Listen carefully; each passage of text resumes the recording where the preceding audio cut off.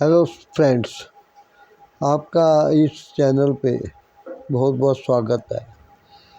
आशा करता हूँ इस चैनल डाइट फंडा को आपने सब्सक्राइब ज़रूर कर दिया होगा और हेल्थ के वीडियोस देखने के लिए आप विज़िट करते रहेंगे।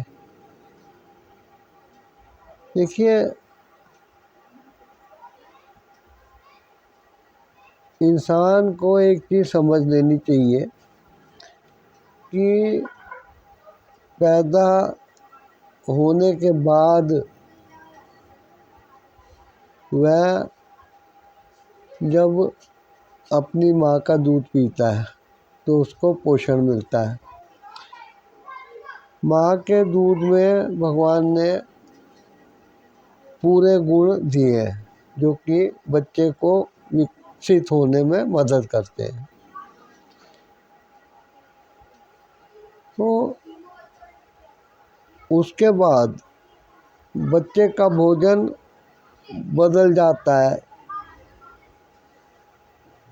और उसे अब दूध पर निर्भर नहीं रहना पड़ता। और कुदरत की देन कितनी निराली है कि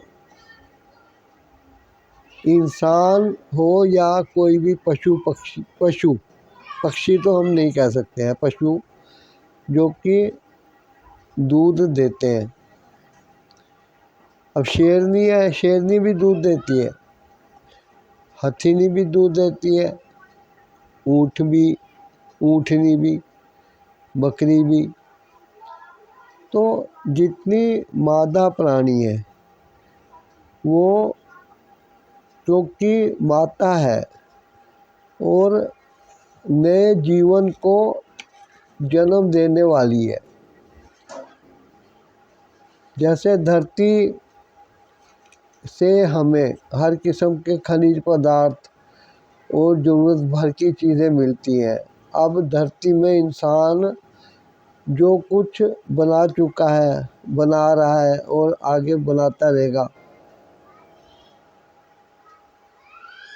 ये सब धरती ने ही उपलब्ध कराया है। कोई आसमान से कोई चीज़ आदमी लेके नहीं आता, दूसरे ग्रहों से इस्तेमाल के लिए नहीं लाता। सोना हो, हीरे हो, लोहा हो, तांबा हो, गंधक हो, पारा हो, कुछ भी चीज़ हो।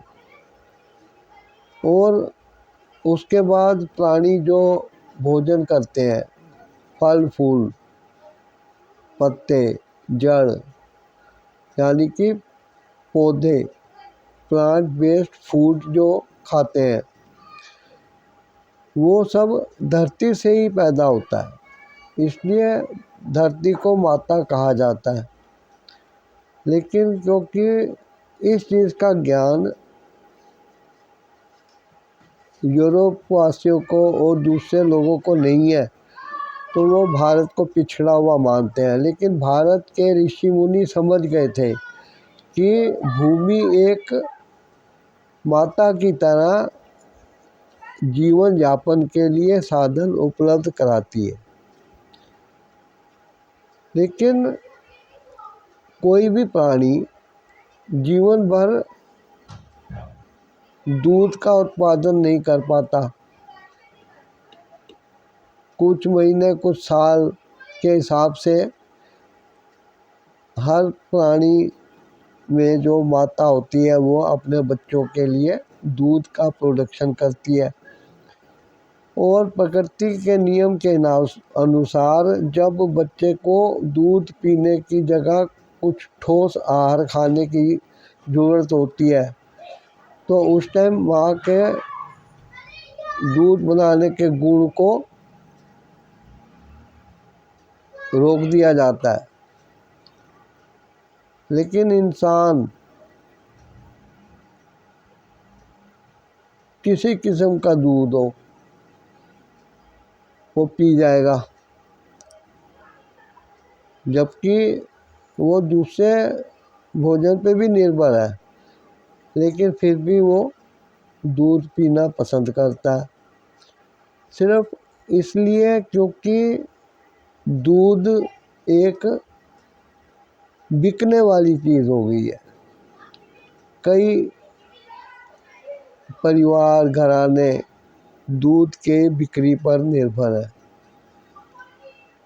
तो जब डिमांड होगी तो सप्लाई होगी, इसलिए डिमांड को बनाए रखना पड़ता है। दूध अकेला जो है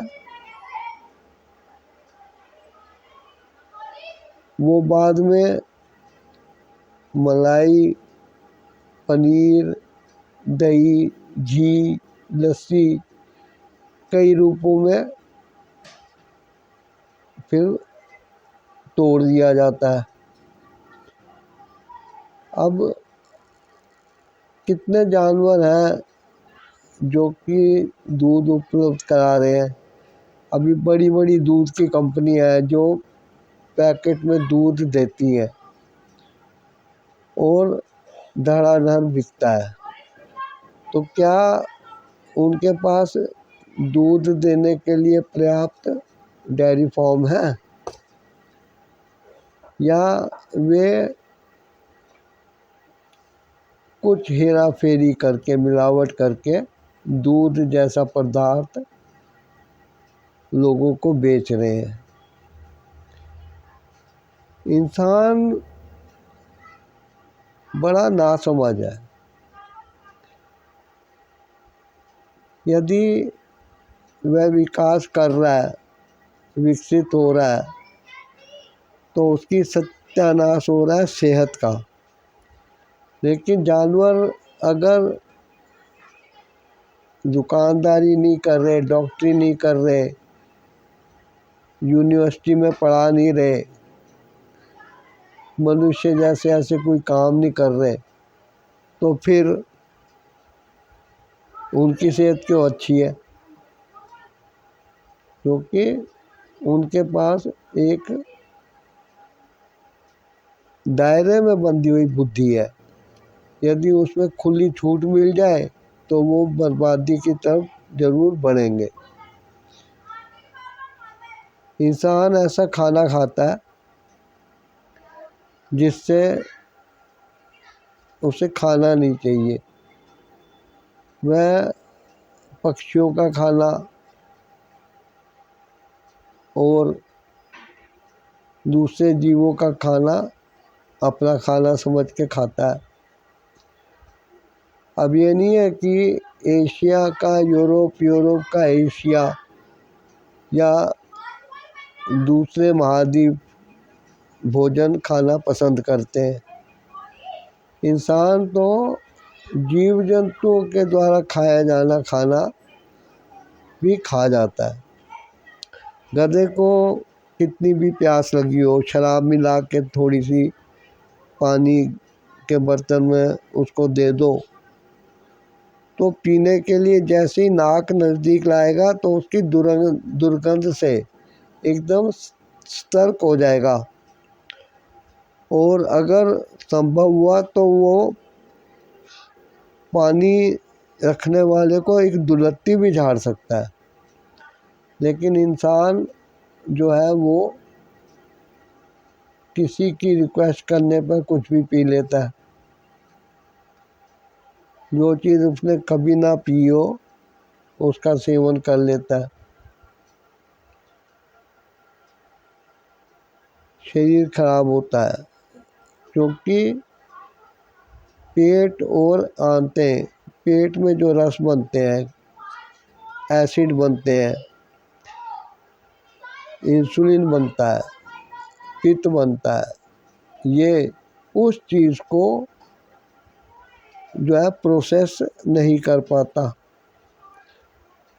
वो चीज़ ठोस रूप में ही पेट से निकल के आंतों में आ जाती है, और क्योंकि उसमें ना तो चिकनाहट है, ना आंतों में चिकनाहट है।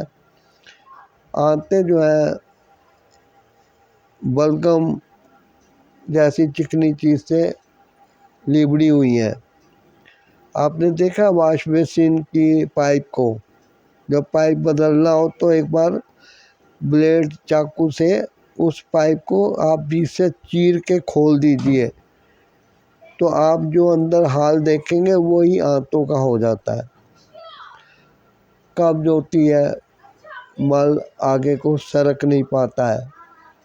और फिर जैसे आपने देखा होगा कि गोबर या कोई चीज़ या कोई जानवर पक्षी जब जंगल में भूमि पे पड़ा होता है तो उसमें कीड़े पड़ जाते हैं, चींटियाँ आ जाती है, दीमक आ जाती है और उसमें सड़न पैदा होती है, बदबू फैल जाती है। जैसे धरती की साफ सफाई के लिए कुदरत ने कुछ जीवों को ड्यूटी दे रखी है, ऐसी पेट में भी क्रिया होती है। और जो मल शरीर से बाहर नहीं फेंका जा सकता उसको शरीर जलाता है, गैस पैदा होती है और दिमाग पे चढ़ती है। अपने खाने को हमेशा साफ सुथरा रखिए, वो चीज़ खाइए जो हमारे रामायण वगैरह में वर्णित है कि वनवास के टाइम भगवान ने जो कुछ खाया उसका अच्छा वर्णन दिया गया है।